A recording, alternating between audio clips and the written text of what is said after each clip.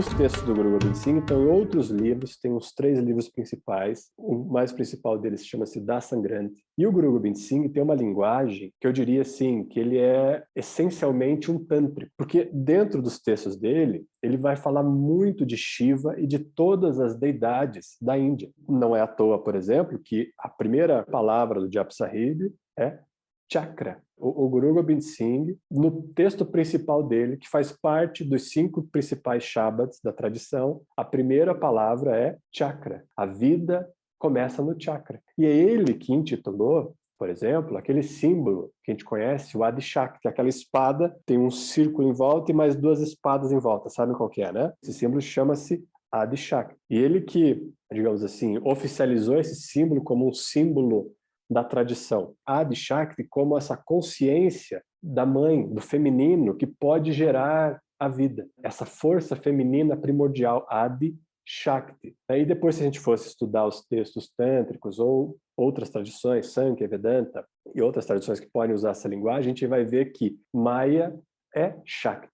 Então, toda a existência, e que Maya aqui não no sentido pejorativo, a gente pode outro dia falar melhor sobre Maya também, que é um contexto muito interessante. A gente comentou lá atrás, não sei se vocês vão lembrar, quando a gente comentou da cosmogonia, que eu apresentei essa ideia de Maya não como uma ilusão, mas sim como uma ferramenta de redução de intensidade para que o divino se manifestasse. Então, Shakti é essa força que reduz a intensidade do infinito, capaz de se mostrar, de se revelar, se tornar belo. Então, esse contexto de Shakti. E esse símbolo lá de Shakti é uma espada. E nós sabemos, vocês já ouviram falar, que Guru Gobind Singh foi um guerreiro. Foi um guerreiro e ele empunhou a espada, foi para o campo de batalha, participou da guerra ativamente, daquela guerra que acontecia naquele momento. E esse é um ensinamento também, já comentei com vocês, muito, muito crucial para a gente, que mesmo numa situação como essa, numa guerra, empunhando espada no campo de batalha para matar pessoas, que foi isso que aconteceu, tá? Não aconteceu outra coisa, não era um romance que estava acontecendo ali, era uma guerra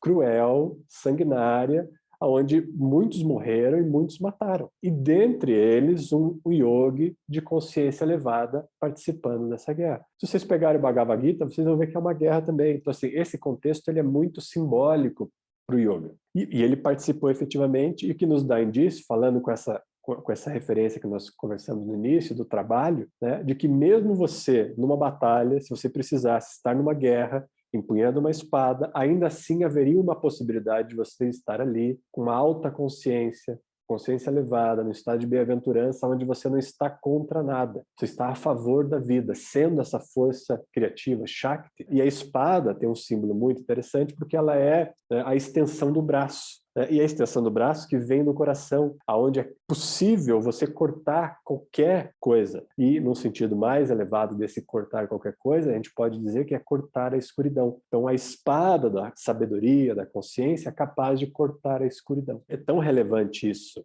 para esse contexto que o Guru Gobind Singh, vamos colocar assim, na oração principal da tradição, e quem já fez o sadhana aquariano aqui vai lembrar, a gente faz lá no fim do sadhana aquariano uma meditação final que se chama Ardas. E o Ardas é um momento onde você relembra toda a tradição que veio antes de você e que promoveu a possibilidade desses ensinamentos chegarem até você. Tá? É muito sistêmico isso, é você honrar tudo que veio antes de você, independente de quem seja. Mas é honrar porque foi necessário cada pessoa, cada elemento desse contexto todo para que isso chegasse até a gente hoje. Então esse é um momento muito relevante do sadhana, um dos mais importantes, que depois vem o Rukan, a leitura do Rukan, que é o momento mais importante do sadhana, todo o restante do sadhana, a preparação para esse momento. E naquele momento a gente faz o Ardas. O Ardas é uma intuação e esse olhar para a tradição que quem instaurou ele foi o Guru Gobind Singh. E Guru Gobind Singh, no início do Ardas, veja que interessante, olha como é que ele começa o Ardas, que é uma referência clara à tradição inteira. Ele começa com um termo chamado Pritam Bhagavati. Essa é a primeira palavra que ele diz no Ardas.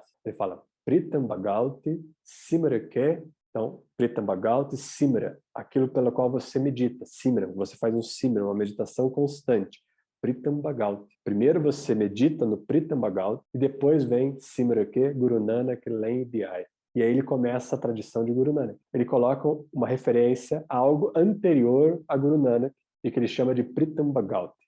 E Pritam Bhagavati, para Guru Gobind Singh, era a espada que representa Adi Shakti. Primeiro você medita nessa força e depois vem Guru Nanak. E se vocês pegarem e olharem a imagem da Bhagavati, que seria a deusa representada por isso, vocês vão ver que ela tem vários braços e ela carrega muitas armas em um deles, né, em alguns deles, e em outros braços elementos sutis, flores e todo o restante da simbologia. E ela normalmente é desenhada montada num tigre, ou seja, onde ela dominou e ela tem embaixo dela dominado um veículo feroz, que a gente poderia olhar de uma outra forma como sendo o nosso ego, a nossa personalidade, quando ela quer assumir lá o centro de comando, quando ela fica presa naquele triângulo inferior aqui na sombra. É um tigre selvagem. E quando você tem um comando sobre ele, ele está a serviço. Então ele vai te levar para qualquer lugar. É uma perspectiva de que, sobre a sua personalidade, por isso que ela existe, você assume a postura, monta sobre o veículo, capaz de te levar para qualquer lugar, e ainda assim mantém todas as referências da perspectiva da dualidade, onde é necessário, eventualmente, uma força, é onde é necessário uma receptividade. Então é sempre esse polo da dualidade. E se a gente fosse olhar, então, ele faz essa referência à espada, uma espada que representa essa força feminina primordial, Adi Shakti, Pritam Bhagavati, e ele coloca isso na frente da tradição, ou seja, ele está falando assim, ó, antes de qualquer coisa, nós precisamos honrar lá o início. Se a gente não honrar o início, não faz sentido honrar do meio para frente, entendeu? Porque você está perdendo uma parte, é a tradição que você precisa honrar. Quer dizer, todo mundo que foi responsável até que você pudesse ter a chance de estar ali encarnado e ter a oportunidade de se liberar dessas amarras que te impedem de reconhecer que a vida é um fluxo constante e infinito.